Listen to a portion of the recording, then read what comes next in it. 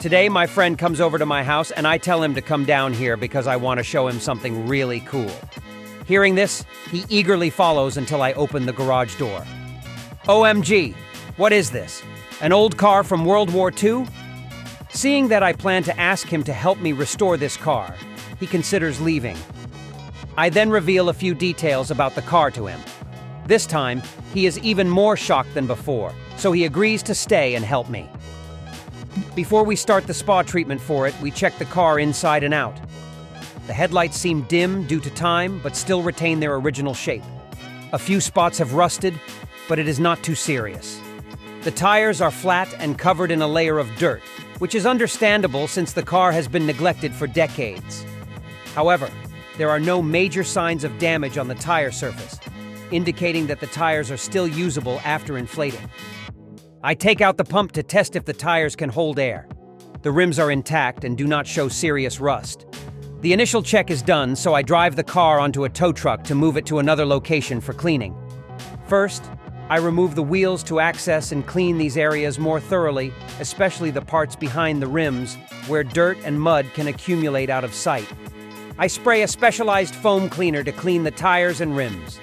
Using a specialized foam cleaner is very important because regular cleaners have a hard time removing stubborn dirt, grease, and other residues. I start scrubbing as if it's my last chance. Feeling that scrubbing is okay, I spray water to remove the soap and dirt. Next, I scrub the rims and then reinstall them on the wheels. I do one more round of soap washing for good measure. Oh my, it's lucky that I am thorough. A lot of dirt still comes off when I spray water. Look at the result. Can anyone believe this is the same wheel? After finishing the exterior, we move on to the interior, where everything is covered in a thick layer of dust with a distinctive antique smell. We remove the seats. Due to the accumulated dust, the floor changes to a yellow-brown color. Next, we clean the trunk. Oh my, so much trash is thrown in here. There is also a spare tire and a wheel cover in there. I take them out to test if they fit, and they fit perfectly. Once done, we proceed to clean the outside of the car. The first step is to spray high-pressure water to remove the layer of dirt on the surface. Next, we cover the outside of the car with a layer of soapy snow.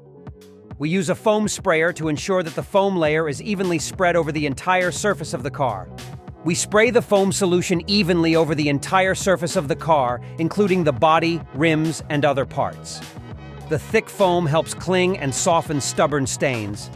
We let the foam sit for a few minutes, allowing the solution to penetrate and soften the dirt, grease, and other residues. We start scrubbing again. For the soft top, since it is made of different material, we have to clean it differently.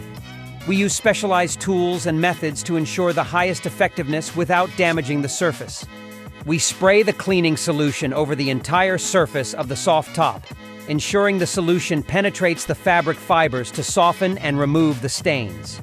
We use a drill brush to gently scrub the surface of the soft top, creating the necessary vibration and force to clean without damaging the fabric. After scrubbing, we use high-pressure water to rinse off the cleaning solution and the softened stains from the surface.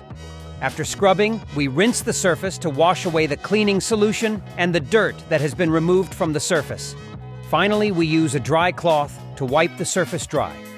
Next is the engine compartment. Before cleaning this area, we cover the air filters with plastic bags to prevent water and cleaning agents from entering. Then, we spray the cleaning solution using a fine mist sprayer to avoid damaging the engines. We use a small, soft brush to remove dirt from the engine surface. This part takes some time and is a bit tiring, but it is necessary as it is an important component with many engines and cable systems, so it must be done meticulously and carefully. We use a pressure washer to rinse off the cleaning solution and dirt. Finally, we dry the engine to ensure no water remains on the engine surface. With the exterior cleaned, we now turn to the interior of the car.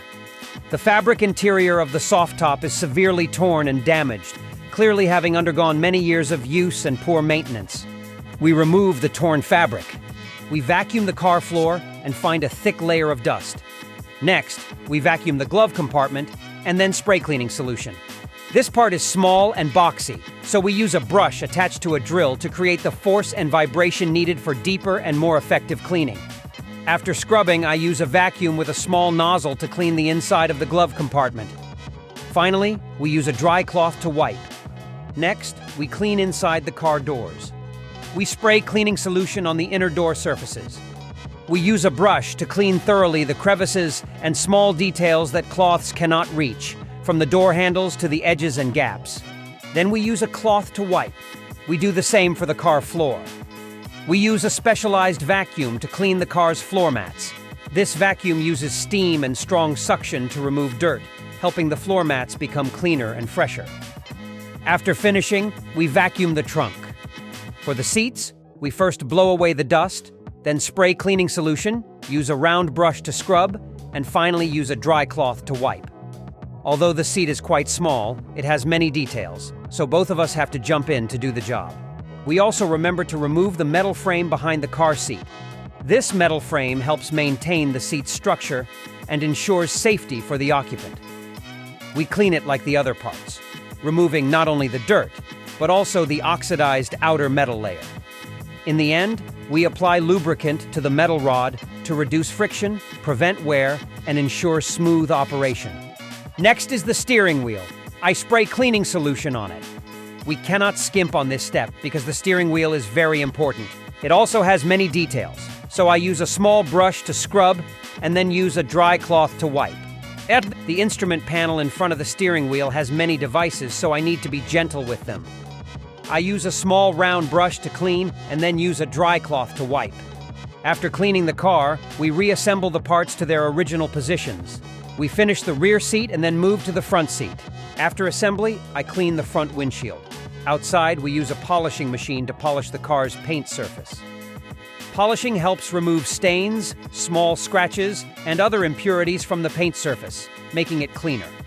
It also makes the paint surface shinier, enhancing the car's appearance and giving it a newer feel. I almost forgot the wheel arches. I take them out and clean them, and now they look like new. For the final steps, we reattach the wheel arches, polish the bumpers, polish the taillights, and also remember to clean and polish the GB metal letters on the car's body. Do you know what GB stands for? With the cleaning and restoration complete, we apply wax to the entire surface of the car. Wax helps enhance the gloss of the paint surface, making the car look newer and more attractive. This is the important final step in the car maintenance process, helping to maintain the beauty and protect the paint surface for a long time. We use a soft cloth to evenly wipe and ensure the solution is distributed evenly over the surface, creating a complete protective layer. Now we can see our reflection in the mirror. After a morning of working at full capacity, we finally finish. With this new look, can you recognize what kind of car this is? The 1939 Daimler DB18 is a rare car, produced in limited quantities. This car is not just a mode of transportation, but a masterpiece. Its value can currently range from tens of thousands to hundreds of thousands of US dollars, depending on the condition and specific history of each car. Although this car is of great value, I decide to donate it to a museum. Now, goodbye to it, and wish it a safe journey, and wish it a safe